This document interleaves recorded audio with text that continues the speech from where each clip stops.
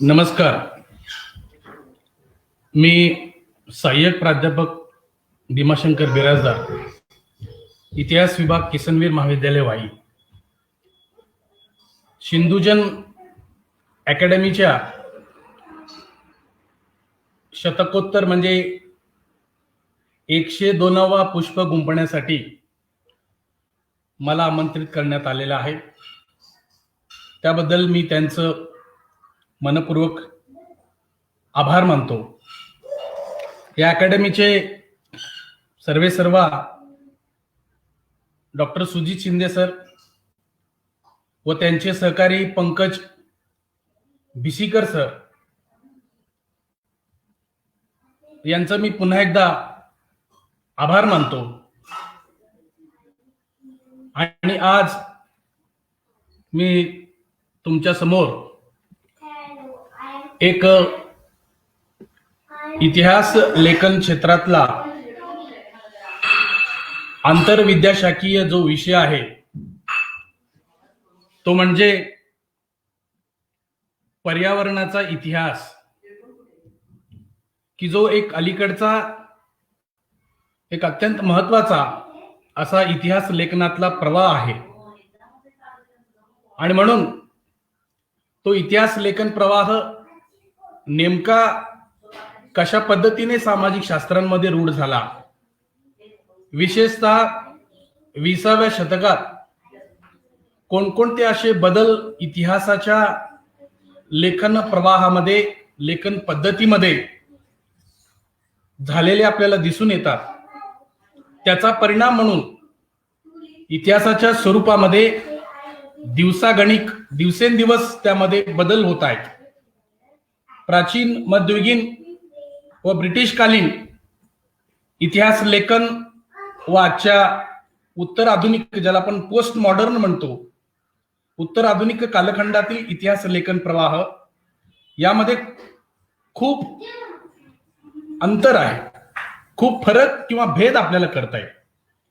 याचं कारण असं आहे की इतिहास ही जी एक ज्ञानशाखा किंवा विद्याशाखा आहे, त्या विद्याशाखेचा अभ्यास जरी कला शाखेमध्ये सामाजिक शास्त्रात केला जात असला तरी सुद्धा इतिहासाच्या सहाय्यकारी शास्त्राचा ऑक्झिलरी सायन्सेस किंवा अँसिलरी सायन्सेस याचा अभ्यास केल्याशिवाय, याचा संदर्भ घेतल्याशिवाय इतिहास लेखन हे पुढे जात नाही.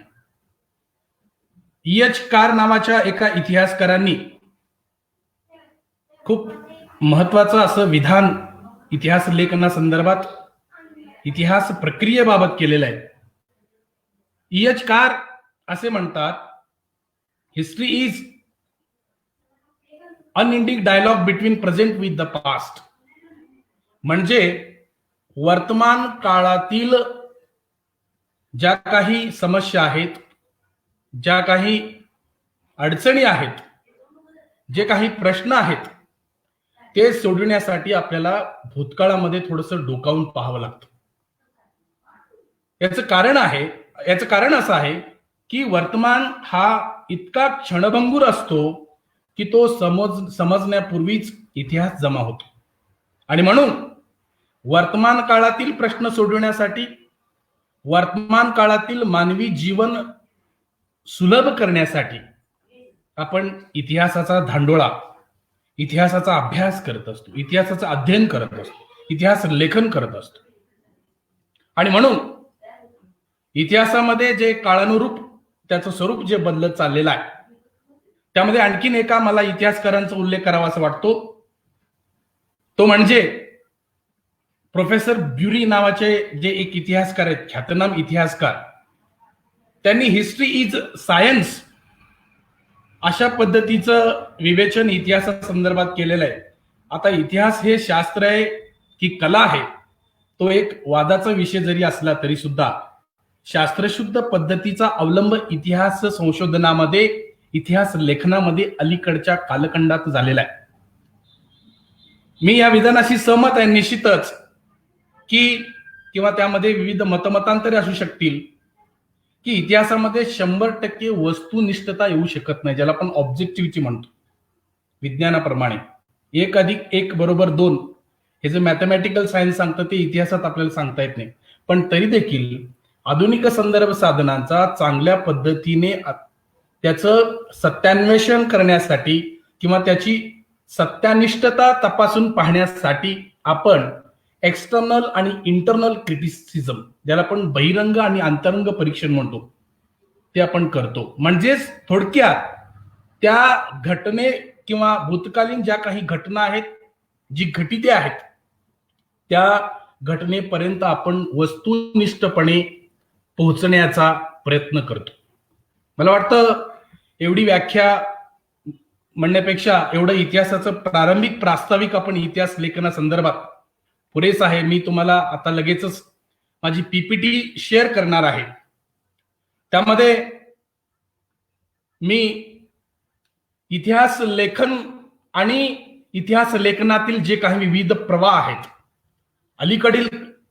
अलीकडच्या काळातील रिसेंट ट्रेंड्स इन हिस्टोग्राफी, त्यामध्ये जागतिक घडामोडींचा, भारतातील घडामोडींचा, घटनांचा प्रभाव किंवा प्रतिबिंब, त्याचं निश्चितच इतिहास लेखनावर झालेलं आहे. इतिहास ही जी ज्ञानशाखा आहे, विद्याशाखा आहे, ती केवळ आर्ट्स किंवा कला शाखेपुरती मर्यादित आता राहिलेली नाहीये. त्याचं जे स्वरूप आहे ते स्वरूप आता दिवसागणिक आंतरविद्याशाखीय किंवा बहुविद्याशाखीय असे स्वरूपाचं होत चाललेलं आहे. याचं कारण जागतिकीकरणानंतरच्या कालखंडामध्ये जे काही नवनवीन अशा पद्धतीचे परवलीचे संकल्पना किंवा संज्ञा इतिहास लेखनामध्येच नव्हे तर इतर सगळ्या सामाजिक शास्त्रामध्ये, सामाजिक विद्याशाखेमध्ये, साहित्यामध्ये, वाङ्मयामध्ये, विज्ञान तंत्रज्ञानामध्ये जे बदल झालेले आहेत त्याचीही नोंद इतिहासकारांना घ्यावीच लागते. त्याशिवाय इतिहास लेखन हे वस्तुनिष्ठ आणि परिपूर्ण होणार नाही. त्यातून मानवी जीवनाचं जे गतिमान जीवन आहे, ज्याला आपण dynamic lifestyle of human being म्हणतो, ते पूर्ण होणार नाही. आणि आपण आता लगेचच मी माझ्या विषयाला सुरुवात करणार आहे.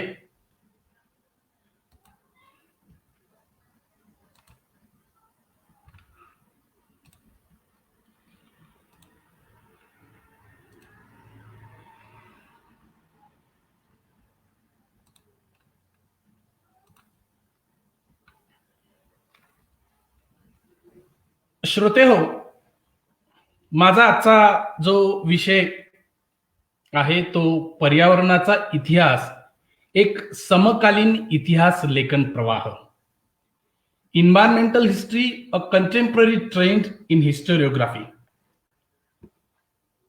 पर्यावरण संकल्पना अर्थ थोडीशी आपण लक्षात घेतली पाहिजे. त्याशिवाय पर्यावरणाचा इतिहास म्हणजे काय हे आपल्याला कळणार नाही. पर्यावरण या शब्दाची जर आपण उत्पत्ती लक्षात घेतली तर इन्व्हायरनर म्हणजे आसपासचा सभोवताल किंवा परिसर, त्याला इन सर्कल ऑफ सराउंड म्हणतो. या फ्रेंच शब्दापासून इन्व्हायरमेंट या शब्दाची उत्पत्ती झालेली असून सर्व जैविक म्हणजे सजीव व अजैविक, निर्जीव, बायोटिक, नॉन बायोटिक या दोन्ही बाबींचा अंतर्भाव ज्यात असतो त्याला पर्यावरण म्हणतात.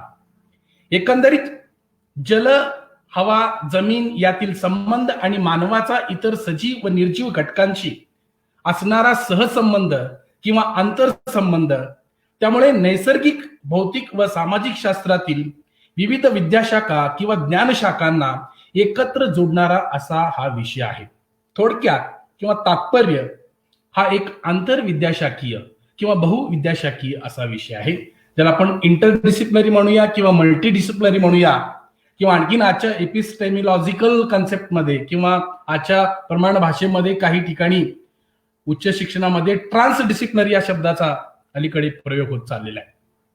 तर आपण या ठिकाणी आंतरविद्याशाखीय असा हा जो विषय आहे त्या विषयांचा अभ्यास नैसर्गिक शास्त्र, भौतिक शास्त्र ज्याला आपण फिजिकल सायन्सेस म्हणतो, त्यानंतर सोशल सायन्सेस, सामाजिक शास्त्र, सामाजिक शास्त्रे, वाङ्मय, साहित्य ज्याला आपण ह्युमॅनिटीज म्हणतो, त्याचाही आपल्याला अंतर्भाव त्यामध्ये करावा लागेल.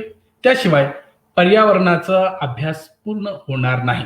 याचं कारण असं आहे की पर्यावरणाची व्याख्या आपण पुढे बघणार आहोत, पण तत्पूर्वी पर्यावरणाचा एक अत्यंत जवळचा असा जो विषय आहे तो म्हणजे इकॉलॉजी, ज्याला आपण मराठीमध्ये परिस्थितिकी म्हणतो.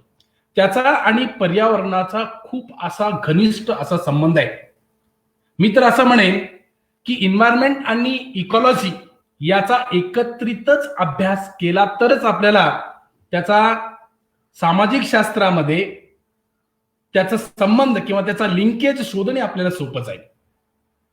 वास्तविक पाहता जर्मन भूगोलतज्ञ हेकेल यांच्या मते त्यांनी इकॉलॉजीची व्याख्या अशी केलेली आहे की ज्यामध्ये इन्व्हायरमेंट शब्दाचा त्यांनी अंतर्भाव केलेला आहे, समावेश केलेला आहे.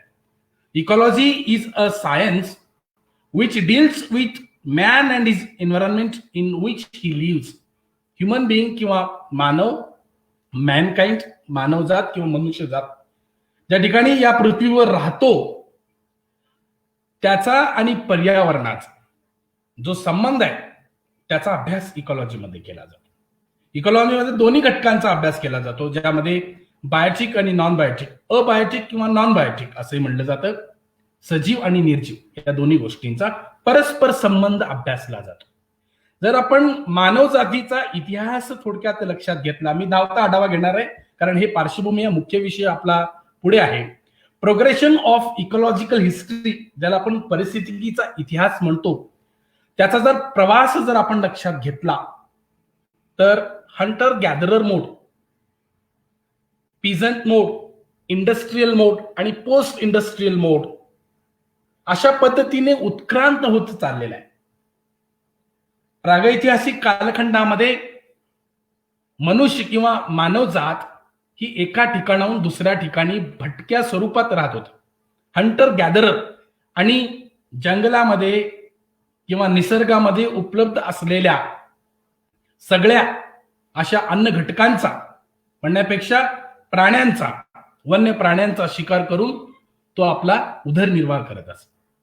त्यानंतर नवाश्म युगामध्ये शेतीचा शोध लागल्यानंतर मानवी समुदायाला एक स्थिरता लाभली, स्टॅबिलिटी टू दी मॅनकाइंड. नवाश्म युगामध्ये क्रांती झाली, शेतीचा शोध लागला. पिझंट मोड मध्ये आपल्याला असं लक्षात येतं की मोठ्या प्रमाणामध्ये ज्या काही सभ्यता संस्कृती ज्या उदयास आल्या त्या बहुतांश नद्याकाठी, on the beds, near the beds of river त्या उदयास आल्या, उत्क्रांत झाल्या. त्यामध्ये सिंधू संस्कृती, इंडस व्हॅली सिव्हिलायझेशन ज्याला आपण म्हणतो, त्याचा आणि पर्यावरणाचा खूप असा घनिष्ठ असा संबंध होता. तिथल्या एकंदरीत सॅनिटेशनचा जर आपण विचार केला, स्वच्छतागृहांचा किंवा तिथल्या नगर रचनांचा, इन्फ्रास्ट्रक्चरचा, सॅनिटेशनचा जर आपण विचार केला तर आपल्याला त्या सिंधू संस्कृतीमधील लोकांचा, जनतेचा पर्यावरणाशी त्यांची कशा पद्धतीचा एक चांगलं संबंध होतो किंवा पर्यावरणाविषयी ते जाणकार होते. अर्थात पर्यावरण ही संकल्पना अलीकडची आहे, मात्र ही जी अलीकडची संकल्पना आहे ती अलीकडची संकल्पना आपण निसर्गाचा पर्यावरणाशी असलेला जो संबंध आहे त्याचा मानवाच्या इतिहासावर, इतिहासातील घडामोडींवर, घटनांवर काय परिणाम झाले, हिस्टॉरिकल फिनॉमिनॉन ज्याला आपण म्हणतो, त्याचा उहापोह करत असताना आपल्याला असं लक्षात येतं की इंडस व्हॅली सिव्हिलायझेशन मध्ये मोठ्या प्रमाणात इकोलॉजिकल कॉन्शियसनेस, परिस्थितीचा ज्याला आपण कॉन्शियसनेस म्हणतो, जाणीव, जागृती म्हणण्यापेक्षा जाणीव, शहाणीव होती त्यांना. त्यानंतर आपल्याला माहितच आहे की 18व्या शतकामध्ये युरोपमध्ये जी औद्योगिक क्रांती झाली, इथपर्यंतचा मानव जातीचा, मानवी संस्कृतीचा, सभ्यतेचा जर आपण इतिहास लक्षात घेतला तर त्यामध्ये आपण या ठिकाणी नैसर्गिक साधन संपत्ती किंवा साधन संपदा असं म्हणूया. याचं कारण असं आहे की त्यावेळी पर्यावरण परिस्थिती अशा पद्धतीच्या संज्ञा फारशा काय नव्हत्या, प्रचलित नव्हत्या. आणि म्हणून आपण निसर्गाचा मानवांशी येणारा जो संबंध आहे याचा विचार करतोय. इंडस्ट्रियल मोड औद्योगिक क्रांती झाल्यानंतर किंवा औद्योगिक क्रांतीला 18व्या शतकात युरोपमध्ये प्रारंभ झाल्यानंतर विशेषतः इंग्लंडमध्ये औद्योगिक क्रांतीची श्री गणेशा झाली. औद्योगिक क्रांतीची श्री गणेशा झाल्यानंतर मोठ्या प्रमाणात नैसर्गिक साधन संपत्तीचा वापर किंवा विनियोग व्यापारी हेतूंसाठी, वस्तूंच्या उत्पादनासाठी, वाहतुकीसाठी केला जाऊ लागला. तत्पूर्वी मानवी श्रमाचा किंवा प्राण्यांच्या श्रमाचा लेबर, ॲनिमल्स लेबर किंवा मॅन्स लेबर याचा जास्तीत जास्त वापर केला जात होता. परंतु औद्योगिक क्रांतीने संपूर्ण मानवी जीवन बदलून टाकले. खूप मोठी अशी क्रांती होती. It was one of the milestone in the history of the contemporary world असं म्हणलं तरी चालेल, किंवा 20th century world, 19th century world. कारण या औद्योगिक क्रांतीचे परिणाम असा झाला की मनुष्य किंवा मानवजात, मानवाने जीवाश्म इंधनाकडे वाटचाल सुरू केली, ज्याला आपण फॉसिल फ्युएल्स म्हणतो. या फॉसिल फ्युएल्स किंवा जीवाश्म इंधनाचा वापर करू लागल्यानंतर पर्यावरण विषयक अनेक असे प्रश्न निर्माण झाले,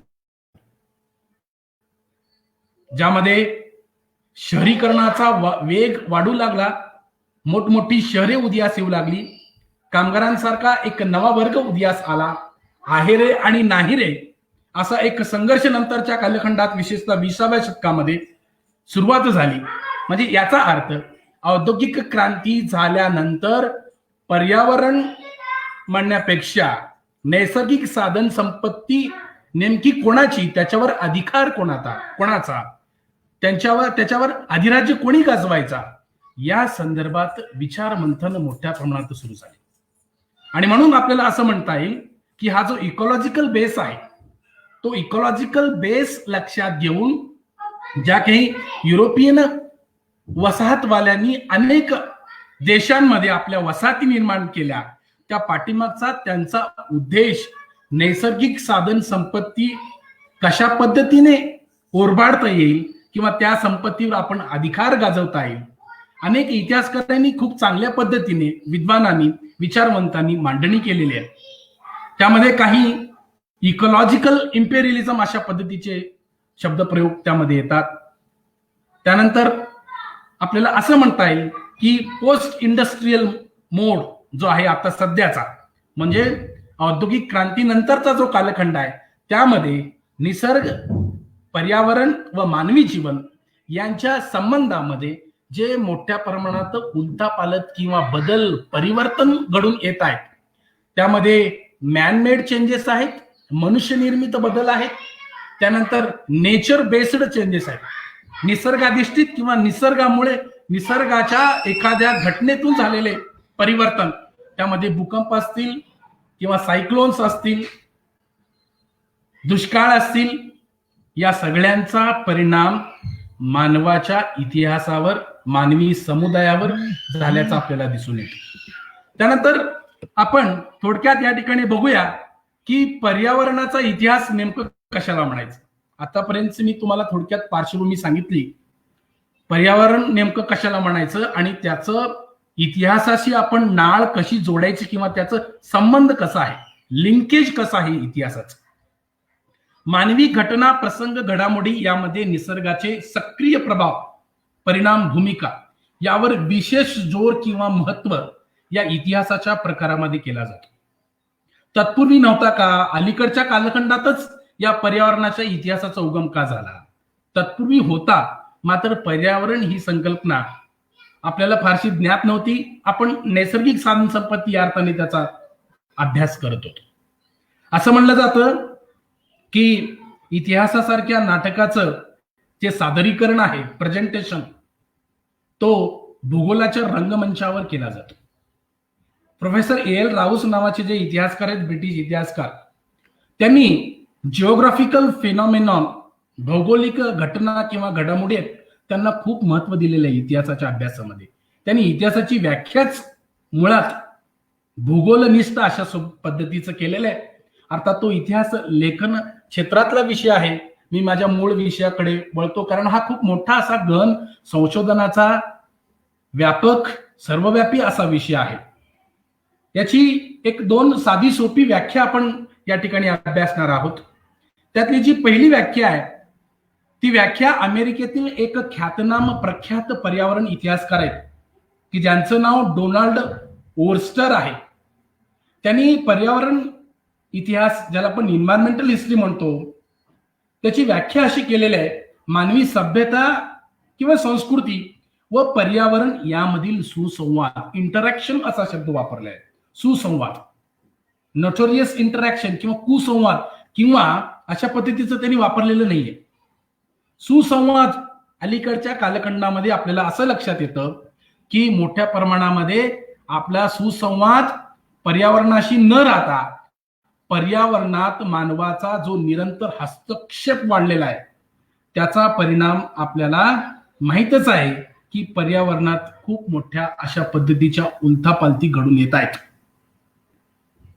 सुदैवाने म्हणूया, आणि दुसऱ्या बाजूला इतर बाबींचा, गोष्टींचा जर आपण उल्लेख केला, विचार केला, तर दुर्दैवाने म्हणूया, अनफॉर्च्युनेटली कोविड-19चा जो इम्पॅक्ट आहे, प्रभाव आहे, तो पर्यावरणाच्या दृष्टीने जर आपण अभ्यासला तर आपल्याला असं लक्षात येतं की पर्यावरणावर खूप चांगल्या पद्धतीचे परिणाम होत आहेत.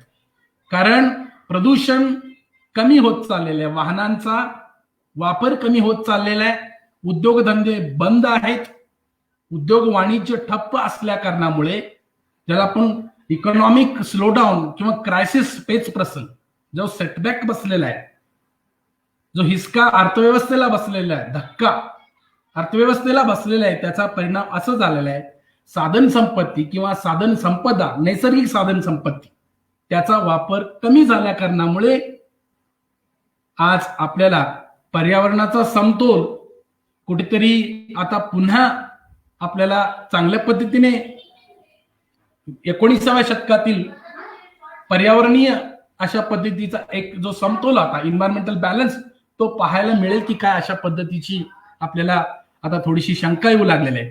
परंतु मला असं वाटतं की याचा परिणाम जरी पर्यावरणात चांगला झालेला असला तरी सुद्धा अलीकडच्या कालखंडामध्ये ज्या काही नॅचरल कॅलॅमिटीज, नैसर्गिक ज्या काही आपत्ती, त्या आपत्तीचा जर आपण विचार केला तर पर्यावरणाचं जे स्वास्थ्य आहे ते पूर्णतः सदृढ आहे किंवा सुदृढ आहे असं आपण म्हणू शकत नाही.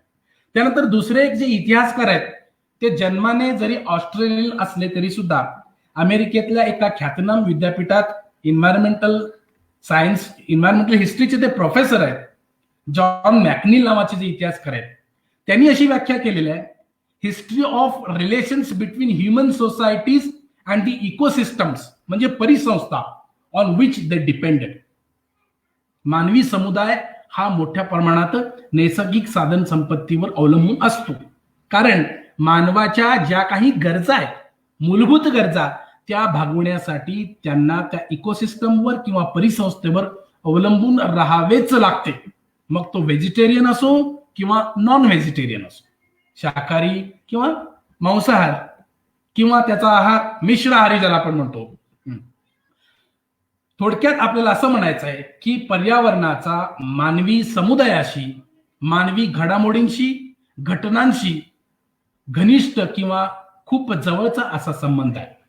भारतीय इतिहास लेखनातील एक समकालीन विविध प्रवाह व पर्यावरणाचा इतिहास, मी मगाशी उल्लेख केल्याप्रमाणे समकालीन अनेक विविध प्रवाह इतिहासाच्या लेखनामध्ये आलेले आहेत. याचं कारण असं आहे, सामाजिक, राजकीय, सांस्कृतिक, प्रशासकीय, कायदाविषयक, मानवी जीवनाशी निगडीत असणाऱ्या ज्या काही क्षेत्र आहेत, जी काही क्षेत्र आहेत, त्या क्षेत्रांमध्ये जे काही बदल झाले त्याचा परिणाम म्हणून आपल्याला विविध प्रवाहांचा अभ्यास केल्याशिवाय इतिहास आपल्याला पूर्णतः ज्ञात होणार नाही. त्यामध्ये अलीकडच्या कालखंडातील काही मी प्रवाहांचा उल्लेख करतो आणि पुढे जातो. त्यामध्ये वाणिज्यवाद आहे, वसाहतवाद आहे, साम्राज्यवाद आहे, त्यानंतर प्राच्यवाद आहे, त्यानंतर डिकन्स्ट्रक्शन आहे, विरचनावाद आहे. म्हणजे भाषा, साहित्य, संस्कृती या सगळ्यांचा प्रभाव पडून आपल्या इतिहास लेखन क्षेत्रामध्ये जे काही नवीन प्रवाह आहेत त्यापैकीच एक प्रवाह म्हणजे पर्यावरणाचा इतिहास. या पर्यावरणाचा इतिहासाला खूप मोठ्या प्रमाणात गती किंवा चालना कधी मिळाली याचाही थोडासा आपल्याला उल्लेख करावा लागतो, किंवा त्याची सुरुवात कधी झाली, केव्हापासून तशा पद्धतीची इतिहास लेखन प्रणाली सुरुवात झाली, इतिहास लेखनास सुरुवात झाली, ते पाहण्यापूर्वी आपण एक गोष्ट या ठिकाणी लक्षात घेतली पाहिजे. ती म्हणजे ऐतिहासिक पर्यावरण व पर्यावरण इतिहास यामध्ये काय फरक आहे. याच्यामध्ये गफलत किंवा गल्लत होण्याची दाट शक्यता नाकारता येत नाही. Difference between environmental history and history of environment, त्यामध्ये खूप मोठा असा फरक आहे. ऐतिहासिक पर्यावरण असा शब्द ज्यावेळी आपण शब्दप्रयोग करतो, शब्द वापरतो, त्यावेळी त्यामध्ये काय अभिप्रेत आहे, काय त्यामध्ये कोणकोणत्या गोष्टींचा, मुद्द्यांचा, बाबींचा त्यामध्ये अभ्यास केला जातो. तर त्यामध्ये पृथ्वीच्या भूगर्भशास्त्रीय इतिहास, geological history of the earth, पृथ्वीची निर्मिती, इव्होल्युशन ऑफ द अर्थ, नद्या, महासागर, पर्वत, जागतिक हवामानाचा इतिहास, वर्ल्ड क्लायमेट हिस्ट्री, त्याला आपण क्लायमेटॉलॉजी म्हणतो भूगोलामध्ये, त्याचा अभ्यास या ठिकाणी केला जातो. तर याउलट पर्यावरणाचा इतिहास, इन्व्हायरमेंटल हिस्ट्री, इन्व्हायरमेंटल हिस्ट्रीचा मुख्य जो विषय आहे सामाजिक शास्त्रामध्ये ज्याचा अभ्यास केला जातो, मानवाचा, ह्युमन बिईंग, मानवी समुदाय, मॅनकाइंड, ह्युमन बिईंग, मानवजात याचा निसर्गाशी असणारा संबंध हा वर्ण किंवा मुख्य विषय. प्रॉमिनंट थीम काय आहे? मानव केंद्रित परंतु पर्यावरणाचा संबंध मानवी घडामोडीमध्ये कसा आला याचा उहापोह, उल्लेख, अभ्यास या पर्यावरणाच्या इतिहासामध्ये केला जातो. आणखीन एका मुद्द्याकडे मला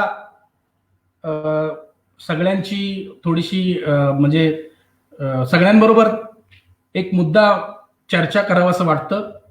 तो म्हणजे पर्यावरणाचा इतिहास की हरित इतिहास, एक चर्चा विषय, a discourse on environmental history or green history.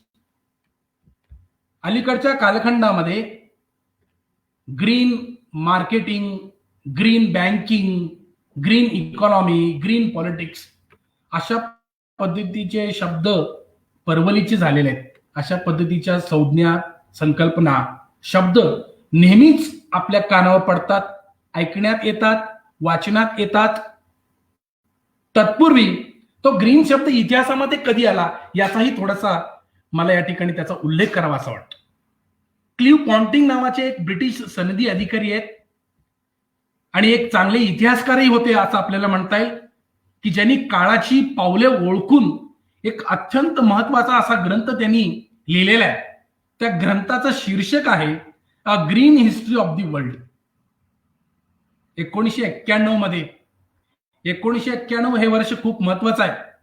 याचं कारण असं आहे की भारतामध्ये 1991 ला एलपीजी, ज्याला आपण liberalisation, privatisation and globalisation, LPG या नावाने, खाऊचा या नावाने ओळखतो, त्याची सुरुवात झाली. तो आर्थिक इतिहास आपल्या सगळ्यांना माहितच आहे. एलपीजीची सुरुवात झाल्यानंतर नवनवीन विकास विषयक प्रकल्प आपल्या देशामध्ये राबविण्यात येऊ लागले. संपूर्ण मुक्त अर्थव्यवस्थेचं स्वरूप जागतिक अर्थव्यवस्थेला लाभलेलं आहे, प्राप्त झालेलं आहे. कुठल्याही देशातले कंपनी किंवा कॉर्पोरेट फर्म्स जगाच्या पाठीवर कुठल्याही देशामध्ये जाऊन आपले व्यापार उद्योग किंवा व्यापारी वस्तू ते विकू शकतात किंवा प्रकल्प त्या ठिकाणी ते सुरू करू शकतात. म्हणजेच प्रकल्प सुरू करणे म्हणजेच काय करणे? त्या देशातल्या नैसर्गिक साधन संपत्तीचा विनियोग आलाच. प्रकल्पाला अत्यंत महत्वाची जी एक गोष्ट लागते ती म्हणजे इन्फ्रास्ट्रक्चर. त्या इन्फ्रास्ट्रक्चरसाठी लँड, ज्याला आपण जमीन म्हणतो, भूमी, ती आपल्याला ऍक्वायर करावं लागतं, भूसंपादन करावं लागतं. तर या ठिकाणी आपण क्ल्यू पॉइंटिंगचा थोडक्यात विचार करूया. मानवाचा, मानवी समुदायाचा पर्यावरणाशी असणारे अतूट संबंध याचे कथन वर्णन त्यांनी केलेलं आहे. वस्तुतः आपल्या ग्रंथाच्या शीर्षकात त्यांनी ग्रीन शब्द प्रयोग केल्याने इतिहास अभ्यासक, संशोधक यांना एका वेगळ्या दृष्टीने विचार करण्यास प्रवृत्त केलेला आहे. मी हा मुद्दा या सुज्ञ अशा श्रोतू वर्गांवर सोडतो. याचं कारण माझा याच्यावर फारसा अभ्यास नाहीये. मी गेली 7-8 वर्ष पर्यावरणाच्या इतिहासावर वाचतो, एक अभ्यासक म्हणून वाचतो, एक संशोधक म्हणून वाचतो. अलीकडे मी मगाशी उल्लेख केल्याप्रमाणे नैसर्गिक, भौतिक व सामाजिक शास्त्रे, मानवविद्या, ह्युमॅनिटीज, माध्यम विज्ञान, मीडिया सायन्सेस, वाणिज्य, व्यवस्थापन, अभियांत्रिकी, वैद्यकीय इत्यादी विषयांमध्ये green journalism, green chemistry, green politics, green banking ह्या ज्या काही संज्ञा किंवा संकल्पना परवलीची झालेल्या आहेत, याचा प्रभाव इतिहासावर देखील होण्याची दाट शक्यता नाकारता येत नाही. याचं कारण असं आहे, ज्यावेळी मानवी समुदायाचा, मानवाच्या इतिहासामध्ये पर्यावरणाचा ज्यावेळी संबंध आपण जोडतो, म्हणजेच पर्यावरण बरोबर ग्रीन, हरित या अर्थाने आपण या ठिकाणी घेतलेलं आहे. त्यामुळे इतिहास अभ्यासकांसमोर, माझ्यासारख्या नवख्या तरुण इतिहास संशोधकांसमोर असा एक प्रश्न पडतो, ग्रीन हिस्ट्री ही संकल्पना किंवा संज्ञा याचा वापर करून इतिहास लेखन, संशोधन करावे की करू नये. इतिहास अभ्यासक व संशोधक यांच्या पुढील दुविधा आहे. It is a crisis of dilemma before the historians की ग्रीन हिस्ट्री या शब्दाचा वापर करून आपण इतिहासाचा अभ्यास करू शकतो, इतिहास लेखन करू शकतो, इतिहास संशोधन करू शकतो. याचं कारण असं आहे की तो ग्रीन हिस्ट्री जरी संपूर्ण भारताचा, इंडियाचा जरी नसला राष्ट्रीय पातळीवर, तो एखाद्या गावचा असू शकतो, ज्याला आपण लोकल हिस्ट्री म्हणतो, स्थानिक इतिहास, एखाद्या प्रदेशाचा असू शकतो, भौगोलिक विभाग ज्याला आपण म्हणतो, एखाद्या जिल्ह्याचा असू शकतो, एखाद्या तालुक्याचा असू शकतो. या अर्थाने आपण त्याची मुहूर्तमेढ रोवू शकतो. आणि म्हणून आपल्याला असं वाटतं की अशा पद्धतीचं लेखन आता करण्याची गरज भासलेली आहे. जी एक पारंपरिक विषयाची जी चौकट आहे, ज्याला आपण कन्व्हेन्शनल अकॅडमिक पॅराडाईम्स ज्याला आपण म्हणतो, चौकट, ती चौकट आता ओलांडण्याची वेळ आलेली आहे. कारण एकमेकांच्या विषयातील जर आपण देवघेव किंवा त्यामध्ये जर भर घातली तरच आपल्याला संपूर्ण मानवी समाजाचा अभ्यास करणे शक्य होईल. त्यानंतर पर्यावरण इतिहास लेखनास कधी प्रारंभ झाला भारतामध्ये, त्यानंतर भारतामध्ये अलीकडच्या कालखंडामध्ये त्याची सुरुवात झालेली आहे. परंतु याचा प्रारंभ आपल्याला असं लक्षात येतं की पर्यावरणाचा जो इतिहास आहे त्याचा प्रारंभ युरोपमध्ये झालेला आहे.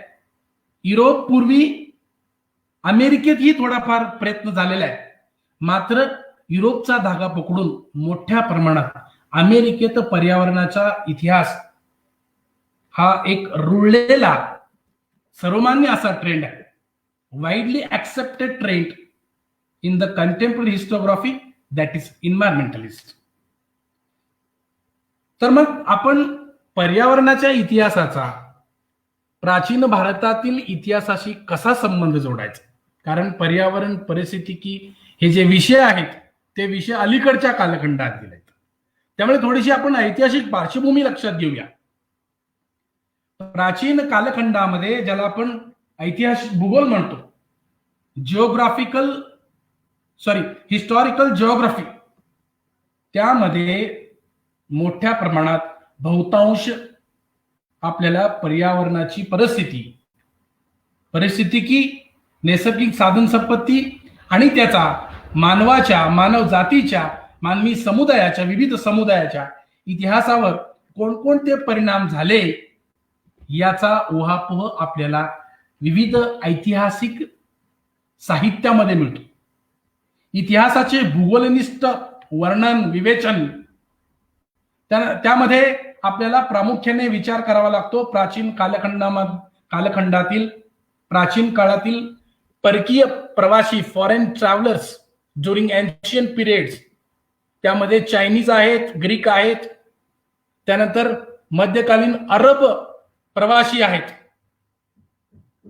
प्राचीन कालखंडामध्ये मॅगेसिनिस चा इंडिका आहे, त्यानंतर फाइयान आहे, इत्सिंग आहे. त्यांनी अनेक भौगोलिक स्थळांचा वर्णन आपल्या प्रवास वर्णनामध्ये केलेलं आहे, ट्रॅव्हलॉग मध्ये केलेलं आहे. इब्न खालदून हा जो एक इतिहासकार आहे, अरबी इतिहासकार, त्या इतिहासकारांनी सुद्धा नैसर्गिक भारतातील भौगोलिक परिस्थितीचा उहापोह केलेला आहे. मॉन्टेस्क्यू नावाचा एक इतिहासकार आहे, हा मॉन्टेस्क्यू ने देखील त्याचा, त्यानंतर बाबरचा जो आत्मचरित्र आहे, मुघल घराण्याचा, मुघल वंशावळीचा संस्थापक बाबर याने बाबरनामा या ग्रंथामध्ये भारतातील भौगोलिक परिस्थितीचा, इथल्या प्राणी वनस्पतीचा, भारतामध्ये कशा पद्धतीची फळे वनस्पती आहेत याचाही वर्णन, चित्रण आपल्या त्या आत्मचरित्रामध्ये केलेलं आहे.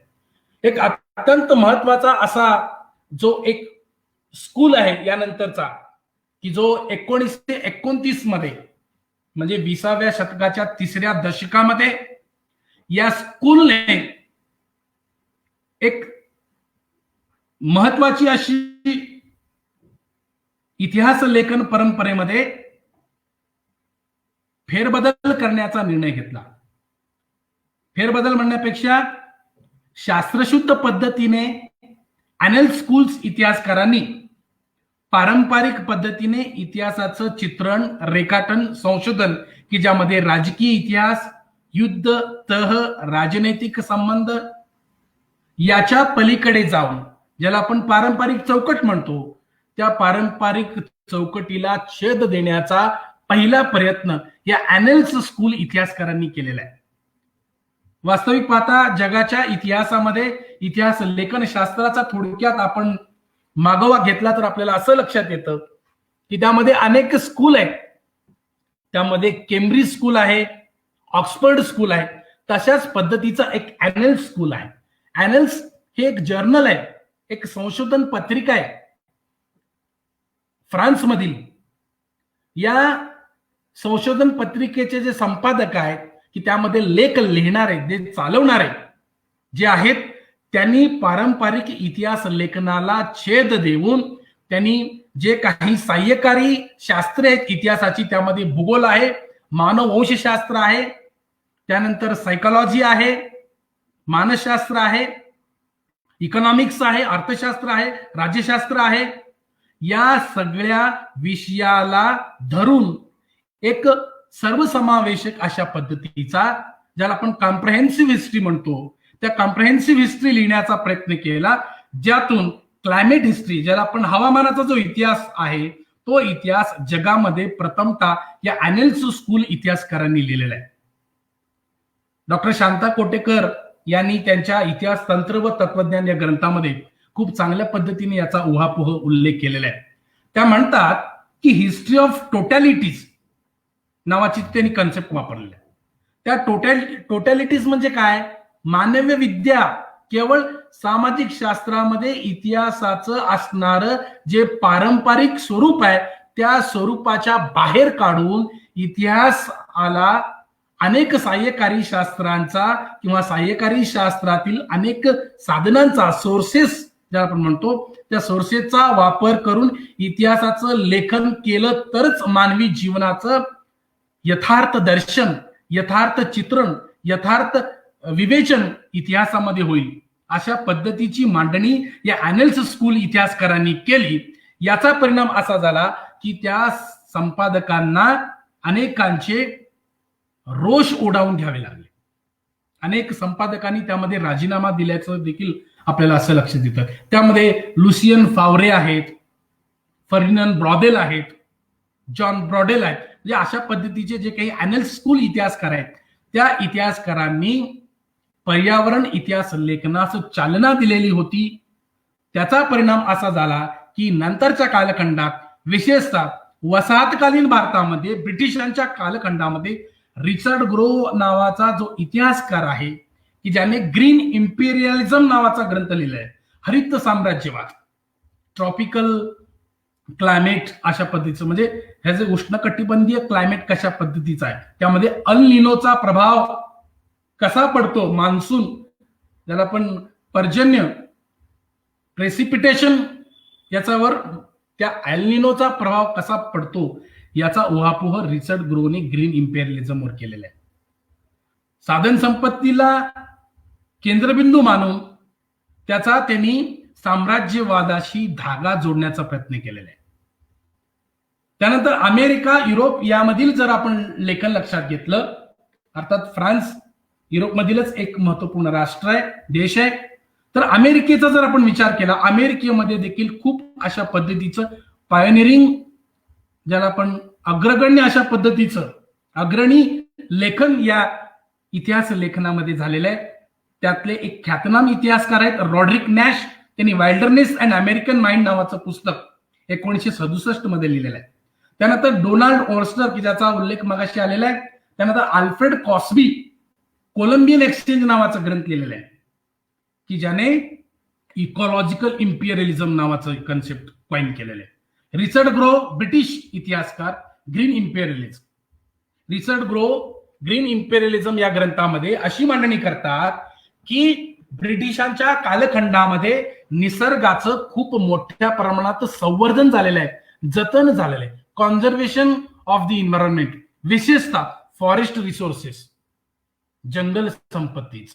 याचं कारण असं आहे की शास्त्रशुद्ध पद्धतीने जंगल विषयक कायदे किंवा नियमन लेजिस्लेशन ब्रिटिशांनी भारतात राबवली. अर्थात स्वतंत्र जंगल खात्याची, वन खात्याची त्यांनी काय केलेली होती, स्थापना केलेली होती. मात्र त्यामागचा त्यांचा उद्देश काय होता याचा जर उहापोह जर आपण केला तर आपल्याला असं लक्षात येतं की त्यांनी निसर्गाची यथेच्छ लूट केली. जंगल संपत्ती वर आपला निर्विवाद अशा पद्धतीचा वर्चस्व राहावा, अधिराज्य आपल्याला सांगता यावा, या भूमिकेतून, या दृष्टिकोनातून त्यांनी जंगल किंवा वनसंपत्तीचा खूप मोठ्या प्रमाणात वापर करून तो कच्चा माल त्यांनी इंग्लंडमध्ये पाठवला. विशेषतः रेल्वेची मुहूर्तमेढ भारतामध्ये ब्रिटिशांनी केल्यानंतर आपल्याला माहितीच आहे की डलहौसीच्या कालखंडामध्ये 1853 मुंबई, ठाणे किंवा बोरीबंदर दरम्यान पहिली रेल्वे धावली. परंतु रेल्वेमध्ये मोठ्या प्रमाणात कोचची निर्मिती करण्यासाठी लाकडांची आवश्यकता असते आणि म्हणून मोठ्या प्रमाणात महाराष्ट्रातील सह्याद्रीच्या विस्तीर्ण अशा पर्वत रांगांमध्ये, पर्वत राजींमध्ये उपलब्ध असणारा, सहजपणे उपलब्ध असणारा जो टीक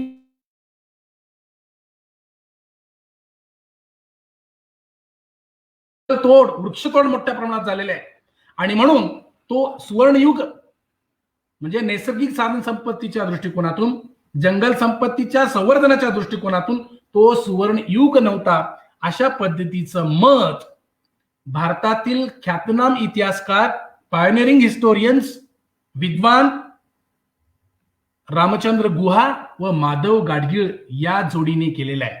त्यांनी त्याचं खंडन केलेलं आपल्या ग्रंथामध्ये this fissured land and ecological history of India नावाचा ग्रंथ 1992 मध्ये त्यांनी लिहिलेला आहे आणि त्यामध्ये त्यांनी असं लक्षात आणून दिलेलं आहे की ब्रिटिशांपूर्वी, विशेषतः महाराष्ट्राच्या संदर्भात जर आपण विचार केला की शिवाजी महाराजांच्या कालखंडामध्ये सह्याद्रीच्या पर्वत रांगांमध्ये विस्तीर्ण अशा पद्धतीच्या वृक्षराजी किंवा जंगल साधन संपत्ती उपलब्ध होती.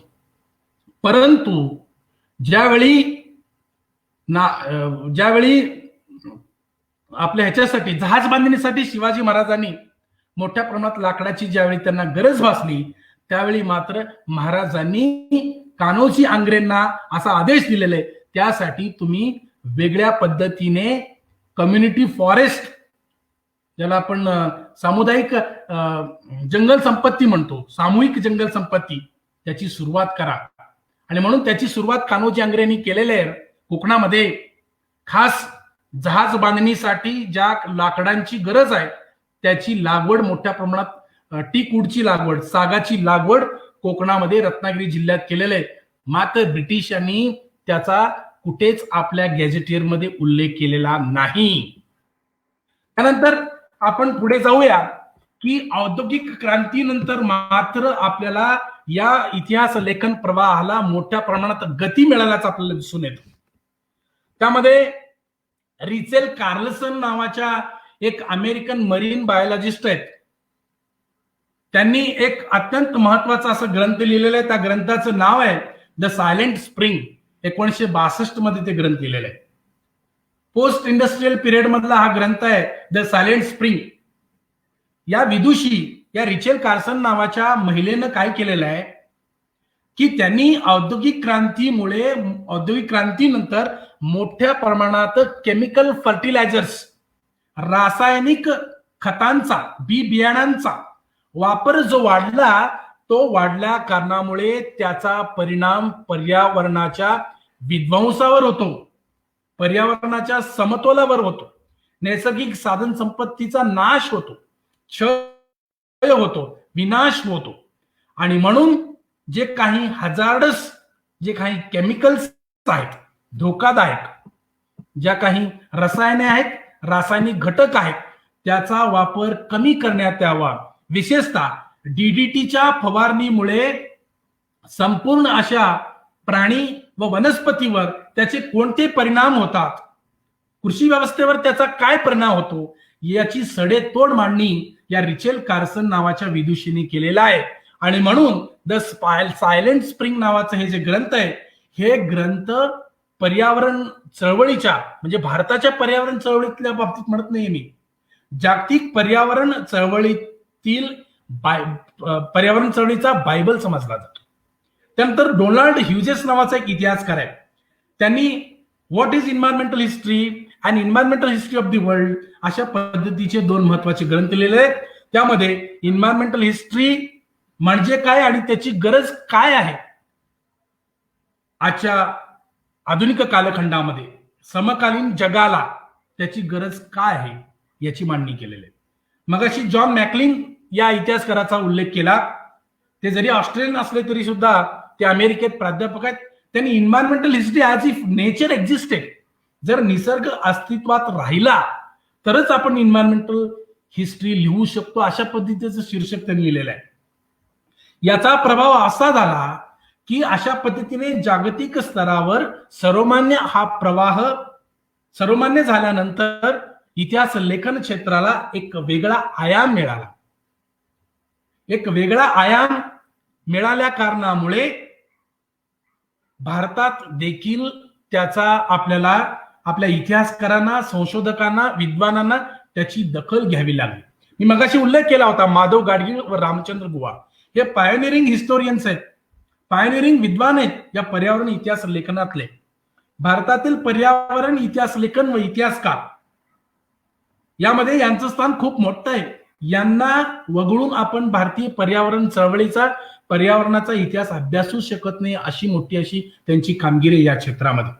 दिस fissured land and ecological history of India 1992 मध्ये लिहिलेला माधव गाडगीळ सरांचा जो ग्रंथ आहे, फिशर्ड लँड, फिशर्डचा अर्थ काय, भेगा पडलेल्या जमिनी, जमिनीला भेगा पडलेल्या आहेत, जल, जंगल आणि जमीन अशा पद्धतीच्या ज्या काही महत्वाच्या नैसर्गिक साधन संपत्ती आहेत, त्यामध्ये जमिनीला त्यांनी रिसोर्स बेस असं म्हणलेलं आहे.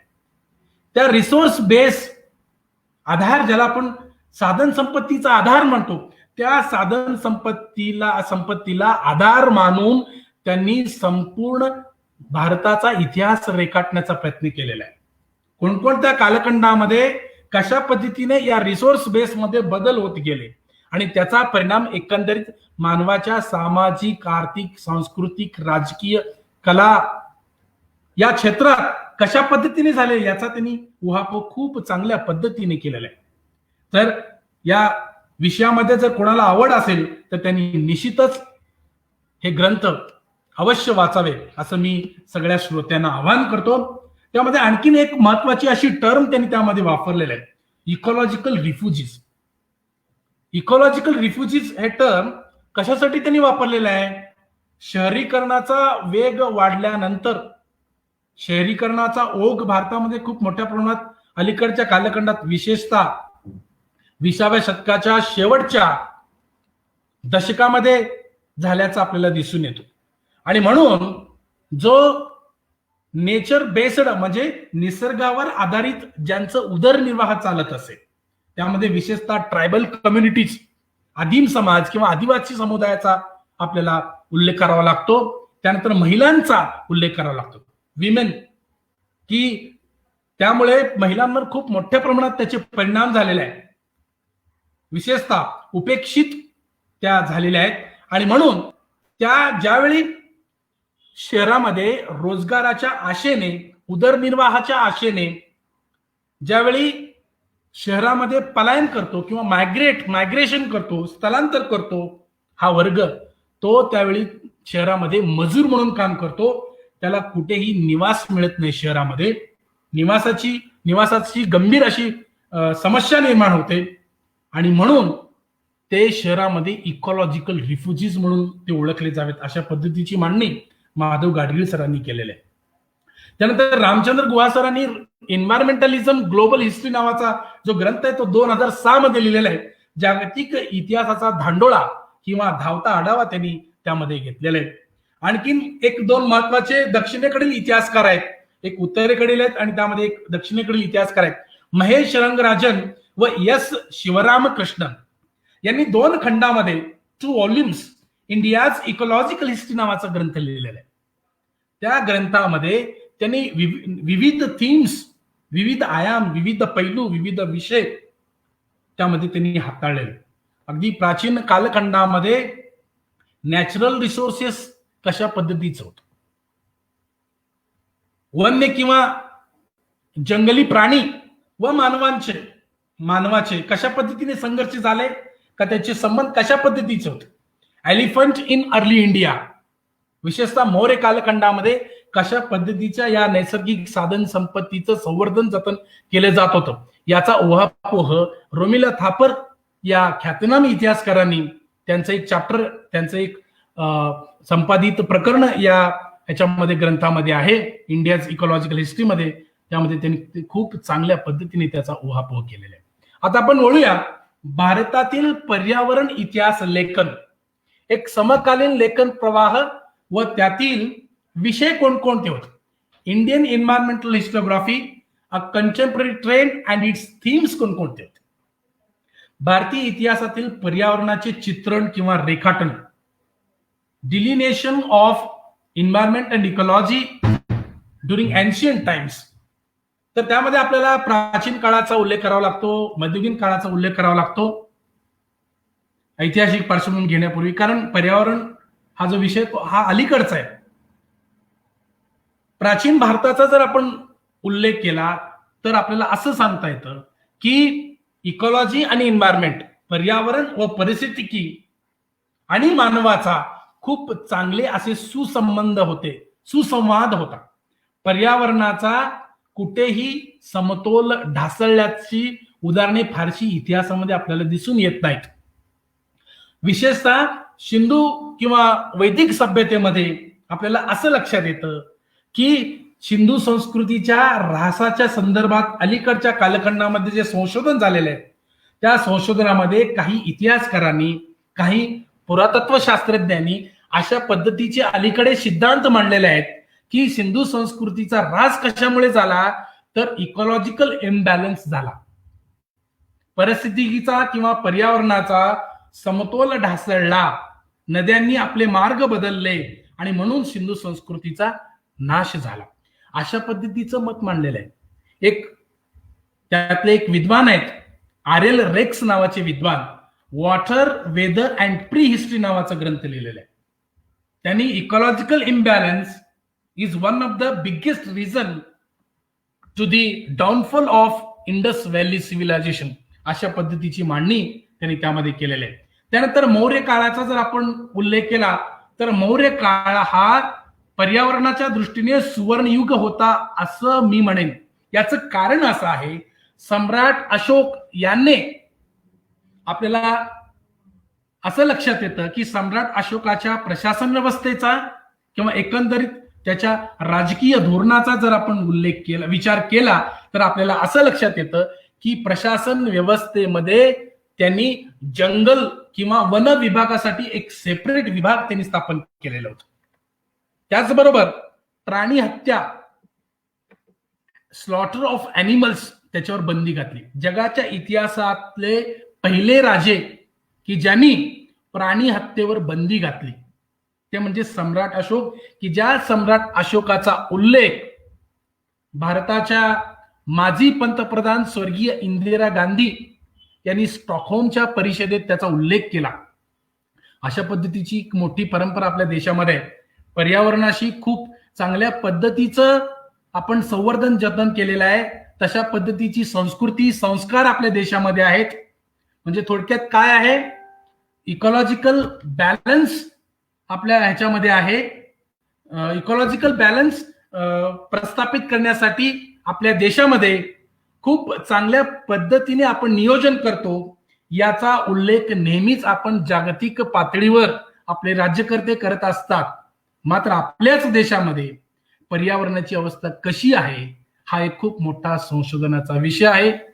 याचा उल्लेख मी एवढ्यासाठीच केला की अलीकडच्या कालखंडामध्ये याच वर्षी एन्व्हायरमेंटल इम्पॅक्ट असेसमेंट ज्याला आपण म्हणतो, ज्यावेळी एखादा प्रकल्प राबवला जातो, तो प्रकल्प राबवत असताना त्याचा पर्यावरणीय प्रभाव काय आहे, सोशल इम्पॅक्ट असेसमेंट आहे, सामाजिक परिणाम काय आहे, याचा अभ्यास केला जातो.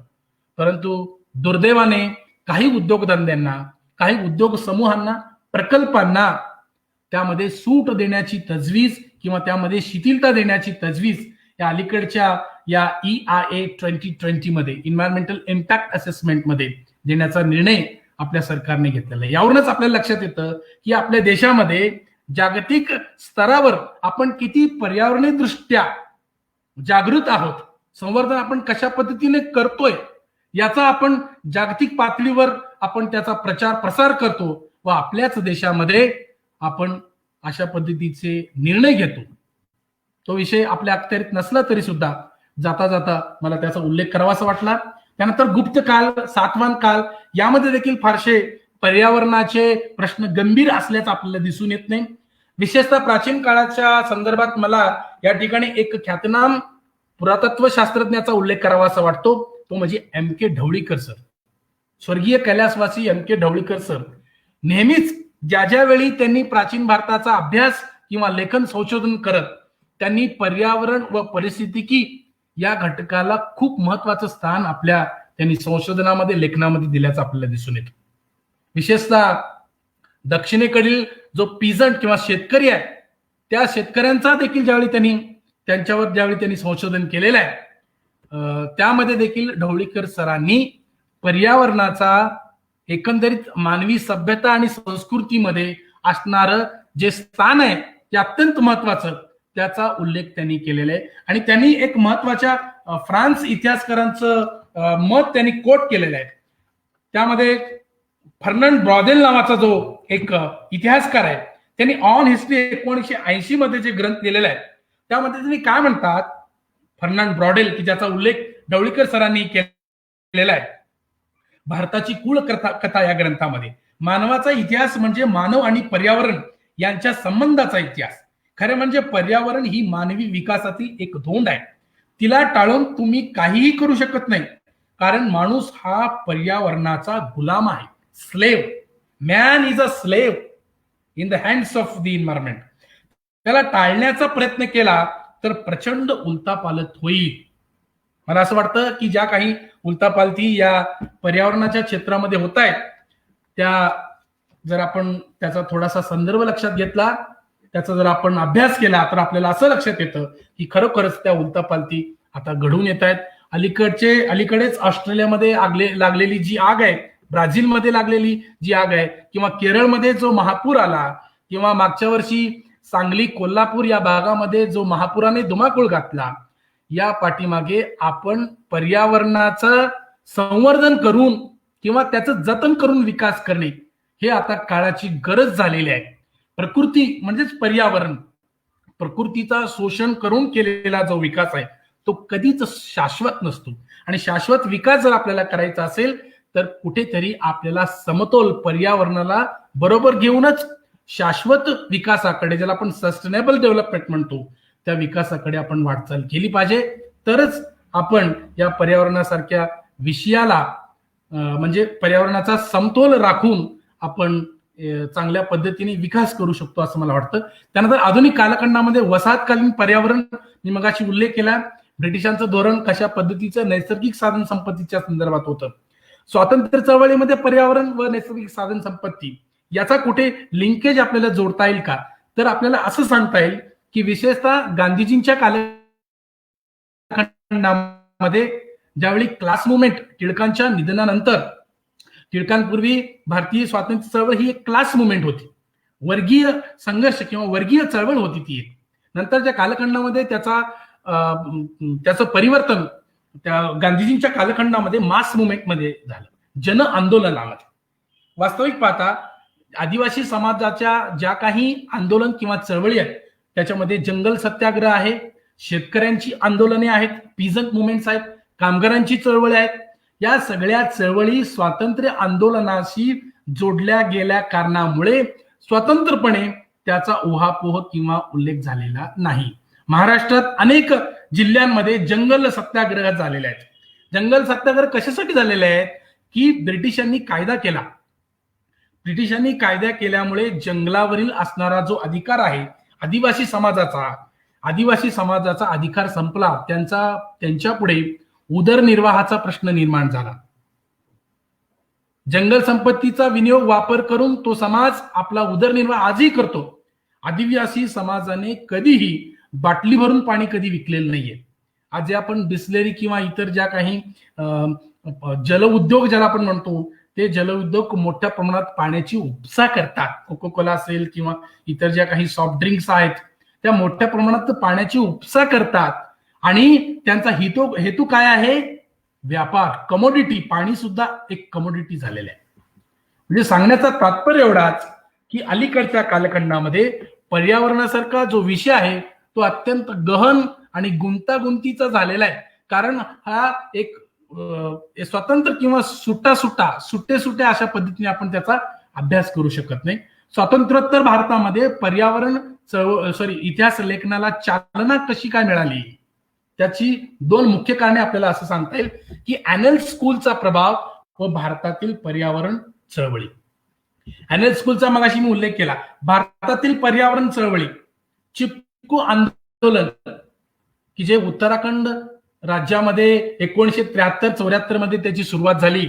त्याच्यानंतर नर्मदा बचाव आंदोलन आहे, Tehri dam, anti Tehri dam movement आहे, टेहरी प्रकल्प विरोधी आंदोलन आहे, दक्षिणेकडे अप्पिको आंदोलन आहे, सायलेंट व्हॅली मुवमेंट आहे. अशी अनेक राज्यामध्ये ज्या काही पर्यावरण चळवळी भारतामध्ये सुरू झाली त्यावेळी आपल्या भारतीय इतिहास लेखकांना, विद्वानांना असं वाटलं की पर्यावरणाचा विषय आपण आपल्या लेखनामध्ये केलं पाहिजे, की पर्यावरणाचा आपल्या भारतीय इतिहास लेखनावर काय परिणाम होतो, की पर्यावरणाला त्यांनी थोडीशी कुठेतरी स्पेस किंवा जागा देण्याचा त्यांनी प्रयत्न केलेला आहे. त्यामध्ये मगाशी उल्लेख झालेला आहे गाडगीळ सरांचा, गुहा सरांचा. त्यानंतर वंदना शिवा या एक खूप अशा रॅशनल रॅडिकल इन्व्हायरमेंटलिस्ट आहेत. वंदना शिवा यांची एक जहाल अशी मांडणी असते या पर्यावरणाच्या संदर्भात. त्या केवळ म्हणजे पर्यावरणाविषयी त्या मांडणी करून थांबत नाही, तर कोणते बदल आपण त्याची तात्काळ अंमलबजावणी केलं पाहिजे याचा उहापोह वंदना शिवा करतात. त्या इको फेमिनिस्ट आहेत, स्त्रीवादी पर्यावरण कार्यकर्ते आहेत. त्यानंतर जयंत बंडोपाध्याय आहेत, महेश रंगराजन, यश शिवरामकृष्णन, विनीता दामोदरन, बीना अग्रवाल. या बीना अग्रवाल सुद्धा इको फेमिनिस्ट अंगानेच मांडतात की ज्यामध्ये women participation in environmental conservation, in forest conservation अशा पद्धतीचे त्यांचे आर्टिकल्स आहेत. त्यानंतर ओपी द्विवेदी आहेत. हे जे ओपी द्विवेदी आहेत ते ओपी द्विवेदी इन्व्हायरमेंटल फिलॉसॉफीवर जास्त लिहितात. इन्व्हायरमेंटल फिलॉसॉफीमध्ये ते बुद्धिझम, जैनिझम, हिंदुइझम यामध्ये पर्यावरणाच्या किंवा परिस्थितीच्या कॉन्झर्वेशन विषयी किंवा जागृती जाणीव याविषयी कोणकोणत्या बाबींचा समावेश आहे याचा उहापोह ते त्या ठिकाणी करतात.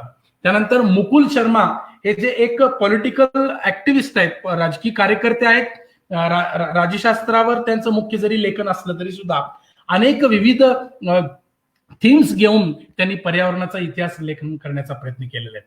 त्यांचं दलित इन्व्हायरमेंटलिझम म्हणजे विशेषतः उपेक्षित वर्गांवर मोठ्या प्रमाणात पर्यावरणाचा परिणाम झालेला आहे.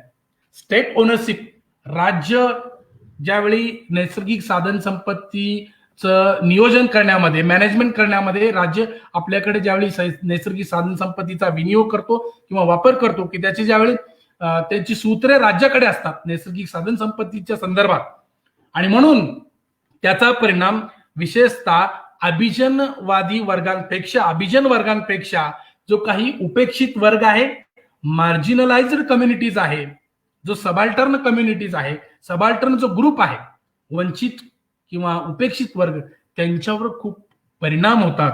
आणि म्हणून पर्यावरणाचा जर समतोल जर आपल्याला ठेवायचा असेल तर काय केलं पाहिजे?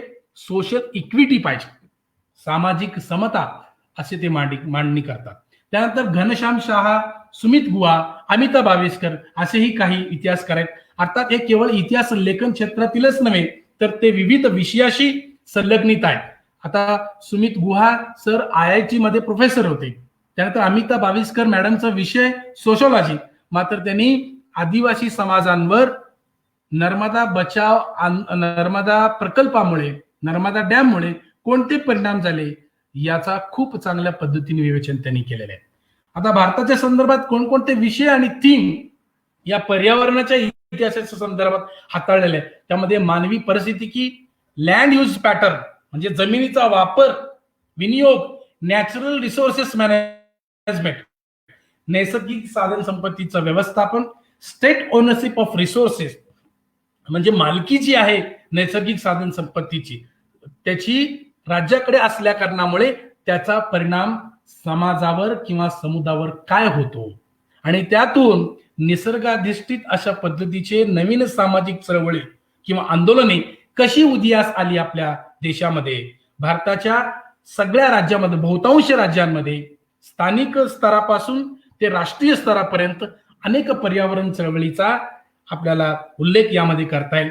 त्यानंतर इन्व्हायरमेंटल लेजिस्लेशन्स, पर्यावरण चळवळीचा, पर्यावरण संवर्धन करण्यासाठी म्हणून, पर्यावरण चळवळीचा परिणाम म्हणून किंवा काळाची गरज म्हणून आपल्या राज्यकर्त्यांनी कोणकोणते कायदे केले आणि त्याची अंमलबजावणी आपल्या भारतामध्ये कशी होत चाललेली आहे याचा उहापोह या इन्व्हायरमेंटल लेजिस्लेशन मध्ये केला जातो. त्यानंतर नेचर बेस्ड कॉन्फ्लिक्ट मगाशी मी उल्लेख केल्याप्रमाणे, आणि त्याचा परिणाम या समुदायांवर काय होतो, सोशल इक्विटी, सामाजिक समता, लिंकेजेस विथ डेमोक्रेसी, आणि त्याचा लोकशाहीशी आपण कसा संबंध जोडू शकतो, त्याची नाळ आपण कशी जोडू शकतो. तर मी या ठिकाणी एक उदाहरण देतो. स्वेन नावाचे एक स्कॉलर आहेत, त्या स्कॉलरनी एक हे लिहिलेलं, लेख लिहिलेला आहे. तो लेख आहे डेमोक्रेटिक कन्सोलिडेशन और क्रायसिस बिफोर डेमोक्रेसी, म्हणजे लोकशाहीचं दृढीकरण झालेलं आहे की लोकशाही पुढे एक पेच प्रसंग निर्माण झालेला आहे. कशामुळे? पर्यावरणामुळे. याचं कारण काय? तर या पर्यावरण चळवळीमुळे हा जो उपेक्षित समाज आहे तो उपेक्षित समाज आपल्या हक्कासाठी, आपल्या अधिकारासाठी लढतोय, झगडा करतोय, संघर्ष करतोय राज्यकर्त्यांशी, आणि म्हणून त्याचा परिणाम काय झाला म्हणजे लोकशाही बळकट झाली. याचं कारण त्यांच्याकडे ते राईट्स आहेत, अधिकार आहेत, आपल्या लोकशाहीने ते दिलेले आहेत.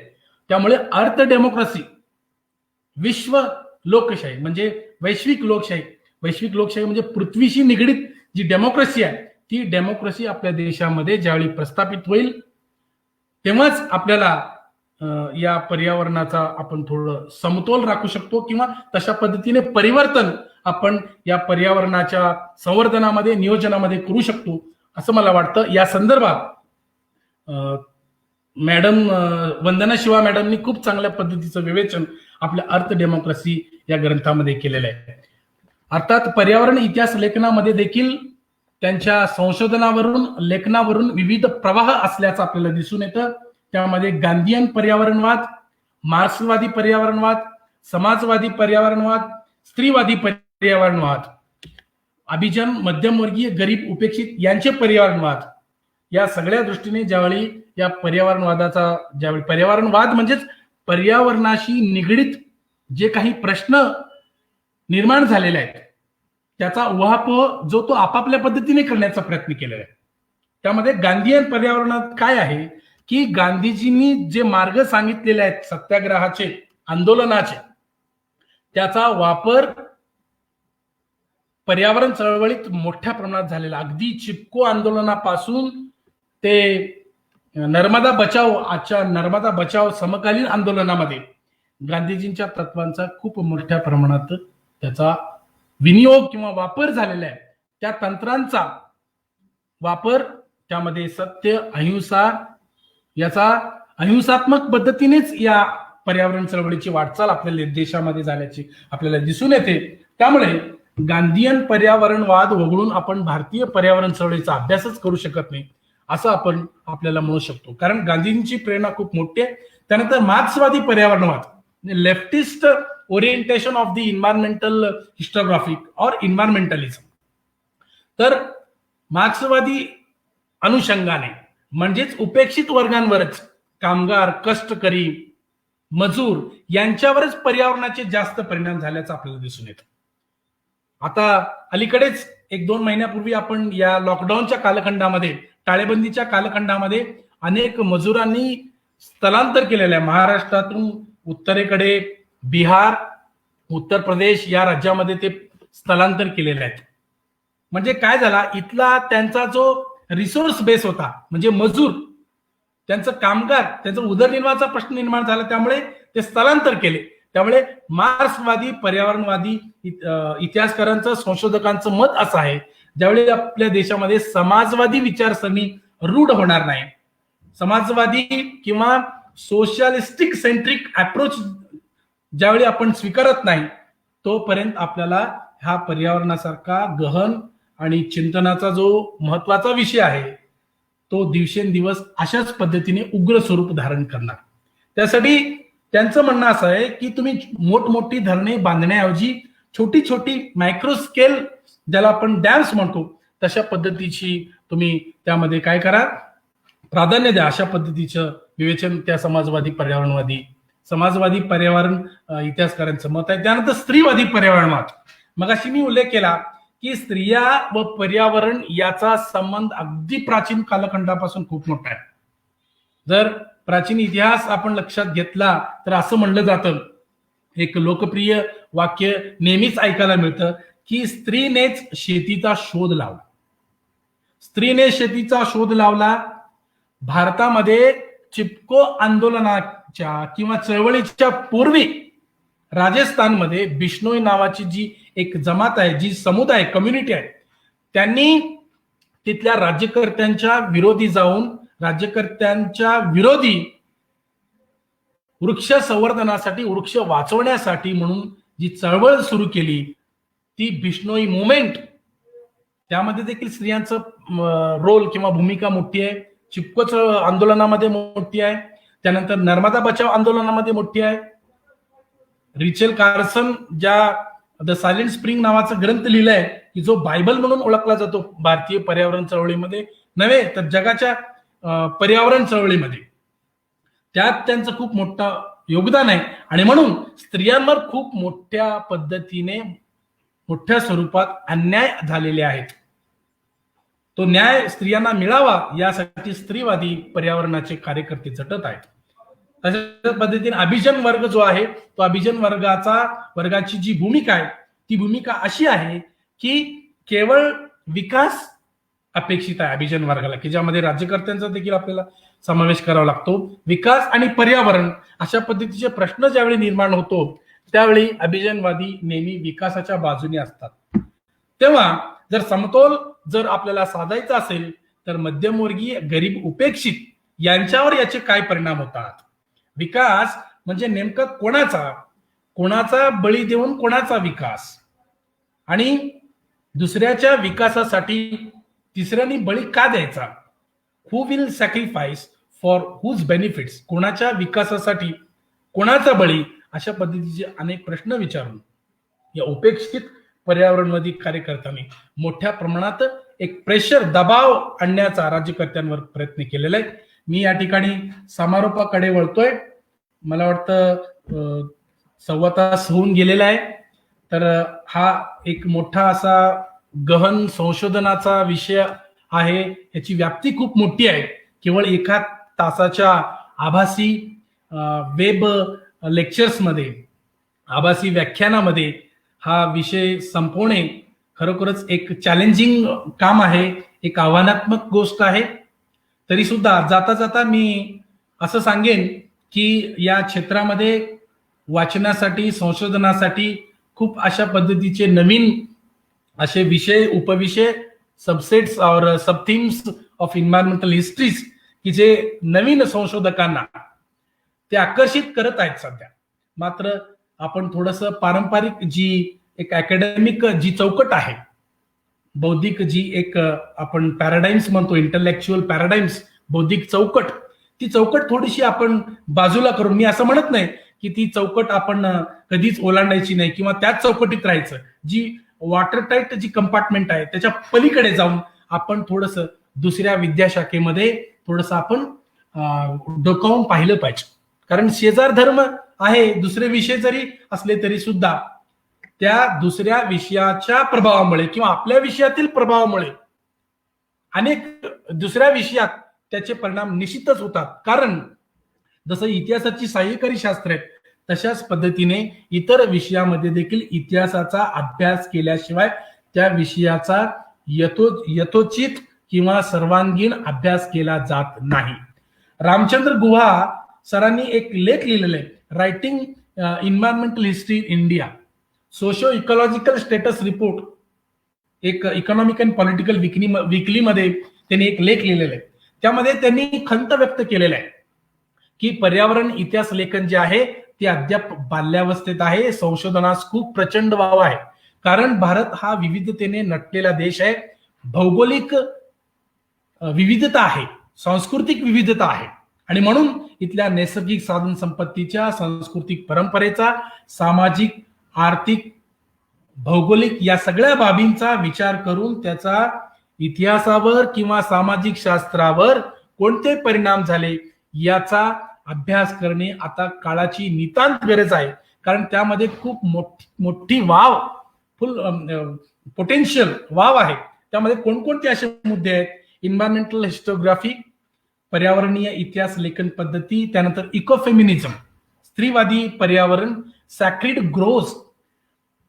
सॅक्रिड ग्रोव्ज म्हणजे वनराई, ज्याला देवराई आणि पर्यावरणाचं संवर्धन किंवा वनसंपत्तीचं, नैसर्गिक साधन संपत्तीचं संवर्धन यामध्ये खूप मोठं असं योगदान आहे.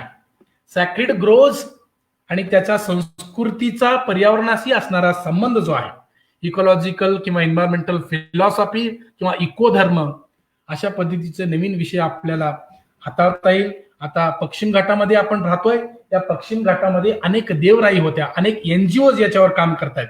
त्यानंतर इको टुरिझम, पर्यावरणाचा आपण पर्यटनाशी संबंध जोडून आता वाई आणि पाचगणी महाबळेश्वरच्या परिसरामध्ये खूप मोठ्या प्रमाणात वाव आहे इको टुरिझमला, ऍग्रो टुरिझमला. आणि इको टुरिझमच्या माध्यमातून आपण विकासाचं एक दुसरं अल्टरनेटिव्ह मॉडेल देऊ शकतो का? एक विकासासाठी दुसरं एक प्रारूप, प्रतिमान आपण देऊ शकतो का, की ज्यामुळे उपेक्षित किंवा सबाल्टर्न कम्युनिटीजवर, समुदायांवर कमीत कमी परिणाम होऊन आपल्याला एक प्रकारचा समतोल साधता येईल. त्यानंतर रोल ऑफ मीडिया, माध्यमाची भूमिका काय आहे? माध्यम हे जे आहे लोकशाहीमध्ये एक महत्वाचा असा स्तंभ मानला जातो मीडियाला. आणि या मीडियाने कशा पद्धतीने पर्यावरणाचं चित्रण आपल्या वृत्तपत्रांमध्ये, मासिकांमध्ये, संशोधन पत्रामध्ये केलेलं आहे याचाही उहापोह करावा लागतो. वास्तविक पाहता भारताच्या संदर्भामध्ये आपल्याला असं म्हणता येईल की फारशा या ज्या काही मीडिया आहेत, अर्थात पर्यावरण चळवळीच्या उद्यामध्ये मीडियाचा रोल खूप मोठा आहे, परंतु त्यांनी पाहिजे तो स्पेस किंवा जागा आपल्या वर्तमानपत्रामध्ये देत नाही. आपण जर अलीकडच्या कालखंडातील एक 5-6 महिन्याचे किंवा मागच्या 1 महिन्याची जर एकच वर्तमानपत्र जर चालली, तर त्यामध्ये पर्यावरणाविषयी कोणकोणते लेख किंवा बातमी त्यामध्ये प्रकाशित झालेल्या आहेत याचा जर आपण विचार केला, तर राजकीय अंगानेच आपण या मीडियाकडे किंवा वार्तांकनाकडे, पर्यावरणाच्या वार्तांकनाकडे पाहतो. म्हणजे याचा अर्थ ग्रीन पेन ज्याला आपण म्हणतो, ग्रीन पेन नावाचं एक पुस्तक आहे मीडियामध्ये. संतोष शिंत्रे सर खूप चांगल्या पद्धतीने यामध्ये काम करतायत. अभिजित घोरपडे आहेत, अभिजित घोरपडे सर खूप चांगल्या पद्धतीने काम करतात. याच्यामध्ये अनेक पत्रकार आहेत पर्यावरणवर काम करणारे. त्या पत्रकारांनी चांगल्या पद्धतीने पर्यावरणाचा चित्रण करून पर्यावरणाचा जो विषय आहे तो राजकारणात कशा पद्धतीने प्रवेश करेल याकडे पाहण्याची आता वेळ आलेला आहे. म्हणजे राजकीय क्षितिजामध्ये पर्यावरण हा जो विषय आहे तो केवळ निवडणुकीपुरता तेवढेच राहतो किंवा एखादी नैसर्गिक आपत्तीच्या काळातच तो विषय चर्चेला जातो आणि नंतर तो मागे पडतो, असे न राहता हरित राजकारण ज्याला आपण म्हणतो, ग्रीन पॉलिटिक्स, ग्रीन पार्टीज युरोपमध्ये खूप मोठ्या आहेत किंवा विविध देशामध्ये युरोपमध्ये ग्रीन पार्टीज आहेत. आपल्या देशामध्ये अशा पद्धतीच्या ग्रीन पार्टीज स्थापन होण्यासाठी म्हणून प्रयत्न झाला, परंतु त्यामध्ये फारसं आपण त्यामध्ये यश मिळू शकलं नाही किंवा त्यामध्ये आपल्याला यश मिळालं नाही. त्यानंतर बायोग्राफीज ऑफ एन्व्हायरमेंटल क्रुसेडर्स, पर्यावरणासाठी झटणाऱ्या जे काही योद्धे आहेत त्या योद्ध्यांची बायोग्राफी जर आपण मांडली तर त्यातून समाजाला काय मिळू शकतो, त्यातून प्रेरणा मिळू शकतो आणि तशा पद्धतीचे पर्यावरणामध्ये बदल किंवा पर्यावरणाला किंवा परिस्थितीला केंद्रबिंदू मानून किंवा तशा पद्धतीचा एक समतोल प्रस्थापित होण्यासाठी म्हणून शाश्वत विकासाकडे आपल्याला वळता येईल. मात्र विविध विद्याशाखेतील संशोधन लेखन याचा विनियोग करून इतिहास लेखनात भर घालण्यासाठी आपल्याला काही एक मूलभूत गोष्टीची गरज असते, ती म्हणजे पर्यावरण व परिस्थितीतील मूलभूत संकल्पना आपल्याला माहीत पाहिजे. त्या जर आपण माहीत करून घेतल्या, मूलभूत, मी फारसं असं म्हणत नाही खूप कठीण गहन संज्ञा आपल्याला समजले पाहिजेत, परंतु मूलभूत ज्या काही संज्ञा आहेत, प्राथमिक ज्या काही संज्ञा आहेत, त्या संज्ञा जर आपण लक्षात घेतल्या, समजून घेतल्या, तर मला असं वाटत नाही की फारसं आपल्याला अवघड जाईल. कारण अलीकडच्या कालखंडामध्ये जे नुकतेच जे राष्ट्रीय शिक्षण धोरण केंद्र सरकारने त्याला हे दिलेलं आहे, केंद्र सरकारने पार्लमेंटमध्ये ते मंजूर केलेलं आहे, त्याला ग्रीन सिग्नल दिलेला आहे. आणि आता नंतरच्या कालखंडामध्ये आणखीन 2-4 वर्षामध्ये मला असं वाटतं की हे जे काही असे पारंपरिक विषय आहेत ते विषयच राहणार नाहीत. आता आंतरविद्याशाखीय स्वरूप आता प्राप्त होत चाललेलं आहे आणि त्या आंतरविद्याशाखीय संबंधामध्ये किंवा विषयांमध्ये आपल्याला सगळ्या विषयाचा अभ्यास करावा लागतो. कला शाखेचा विद्यार्थी हा इंजिनिअरिंगचे विषय शिकू शकतो, म्युझिक शिकू शकतो. IITचा विद्यार्थी मराठी, हिंदी, लिटरेचरचा, साहित्याचा अभ्यास करू शकतो, पाककला शिकू शकतो. वाणिज्य शाखेचा विद्यार्थी तो तंत्रज्ञानातला एखादा विषय निवडू शकतो, हॉर्टिकल्चरचा एखादा विषय निवडू शकतो. अशा पद्धतीचे क्रेडिट सिस्टम जे आलेले आहे, ते क्रेडिट सिस्टम आणि एकंदरीत या विविध विषयांमध्ये जे प्रचंड उलतापालती होत आहेत, जे बदल होत आहेत काळानुरूप, त्या बदलला जर आपण व्यवस्थितपणे त्याचं चित्रण, रेखाटन, त्याचं आपल्याला विवेचन करायचं असेल तर या सगळ्या संकल्पना आपल्याला माहीत असणे ही आता काळाची गरज राहिलेली आहे. त्यामुळे पर्यावरण की विकास यावर प्रदीर्घ चर्चा, वादविवाद, वितंडवाद सध्या सुरू आहे. यावर जर तोडगा काढायचा असेल तर नेमकं त्यामध्ये समतोल कशा पद्धतीने आपल्याला साधता येईल, सुवर्णमध्य कसा काढता येईल. आपल्याला नुसतं पर्यावरणाचं संपूर्णतः संवर्धनच करायचं आहे, विकासच करायचं नाही असंही नाहीये, आणि विकासच करायचं आणि पर्यावरणाचा विचारच करायचा नाही, म्हणजे पर्यावरणाचा विध्वंस करून, नाश करून आपल्याला विकास करायचा का, तेही नाही. तर दोन्हीतला जो समतोल आहे तो समतोल, बॅलन्स किंवा इक्विलिब्रियम, तो बॅलन्स किंवा समतोल साधण्यासाठी म्हणून आपण यावर संशोधन करणे काळाची गरज राहिलेली आहे, काळाची गरज बनलेली आहे. 21व्या शतकामध्ये आपल्याला असं लक्षात येतं की तशा पद्धतीचे बदल या संशोधन क्षेत्रामध्ये देखील होत असल्याचं आपल्याला दिसून येतं. युनिव्हर्सिटी ग्रँड कमिशनने जे अलीकडे एक स्कीम लॉन्च केलेलं आहे, जो त्या स्कीमचं नाव आहे STRIDE, scheme for transdisciplinary research for India's developing economy. म्हणजे ट्रान्सडिसिप्लिनरी एका विद्याशाखेचा दुसऱ्या विद्याशाखेशी संबंध जोडून जो अभ्यास केला जातो, कशासाठी अभ्यास केला जातो? उपयोजित अभ्यास केला जातो. Applied studies, applied research, applied संशोधन केल्यामुळे त्यातून आपल्याला काहीतरी कॉन्क्रीट डिसिजन घेता येतं आपल्या राज्यकर्त्यांसमोर, आपल्या धोरणकर्त्यांसमोर.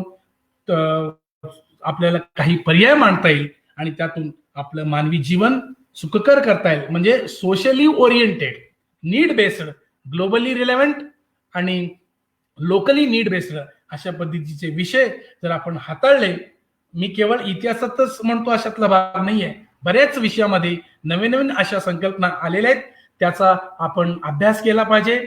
आपलं वाचन तशा पद्धतीने आपण सतत केलं पाहिजे, चिंतन केलं पाहिजे, मनन केलं पाहिजे.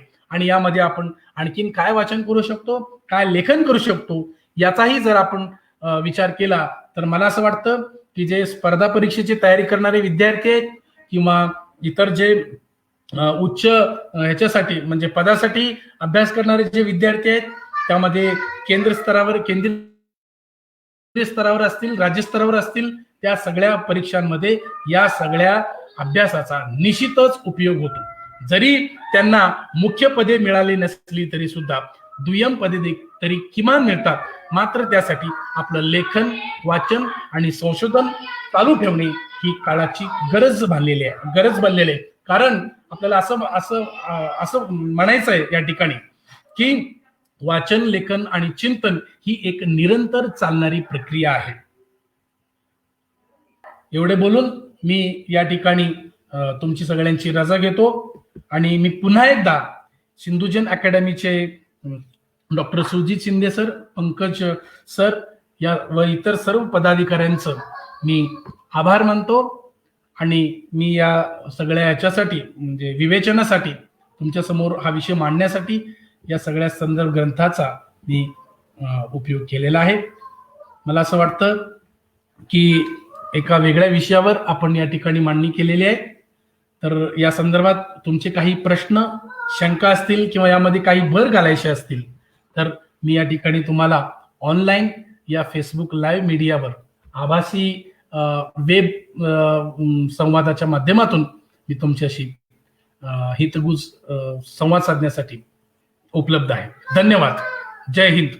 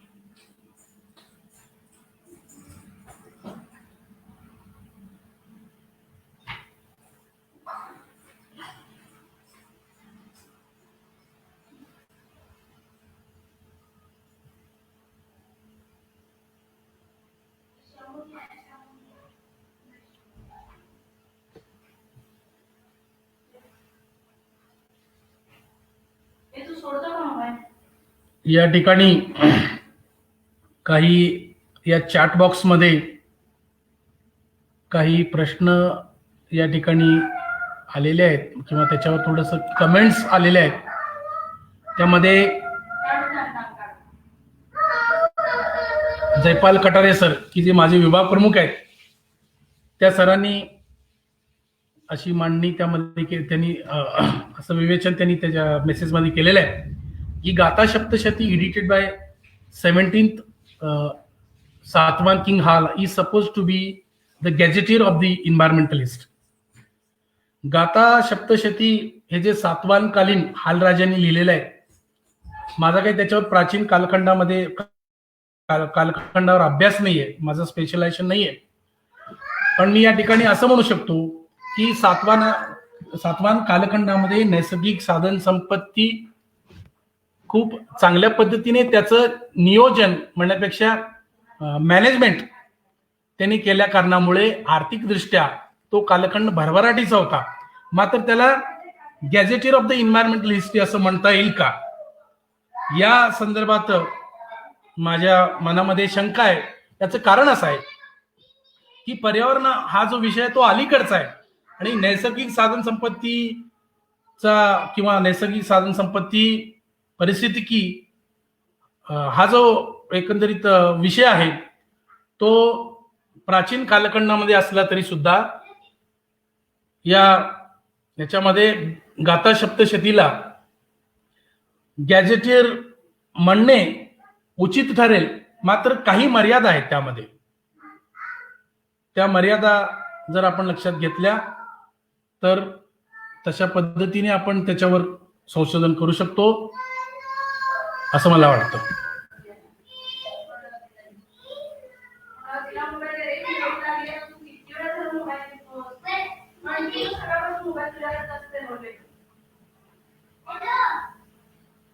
त्यानंतर आशुतोष कुमटेकर सरांनी वरामिरांची बृहत संहिता जरूर अभ्यासावी, त्यामध्ये पर्यावरण निसर्ग साखळ्या यांचा स्पष्ट उल्लेख आढळतो. यावरून पुण्यातील देना बँकेतून रिटायर झालेले शेती अधिकारी श्री विजयजी भट यांनी नक्षत्र वर्षा कॅलेंडर तयार केले आहे, जे गुजरात कृषी विद्यापीठाचे कुलगुरू माननीय प्राध्यापक डॉक्टर वाष्णयजींनी मान्यता दिली आहे. जरूर सर, मी वरामिरचा बृहत संहितेचा अभ्यास करेन. जरी माझा विषय आधुनिक असला तरी सुद्धा प्राचीन कालखंडामध्ये पर्यावरणाचं जे चित्रण किंवा रेखाटन झालेलं आहे त्याचाही मला कुठेतरी त्याचा अभ्यास करणे गरजेचं आहे. कारण प्राचीन, मध्ययुगीन आणि आधुनिक कुठल्याही कालखंडावर अभ्यास करत असताना आपल्याला जर एक समतोल अशी मांडणी जर करायची असेल तर आपल्याला मागं वळून बघावाच लागतो. मागचा संदर्भ आपण मागच्या संदर्भाचा, मागच्या लेखाचा, संशोधनाचा निश्चितच वापर करावा लागतो. तरच आपण त्या विषयाला न्याय देऊ शकतो असं मला वाटतं. धन्यवाद.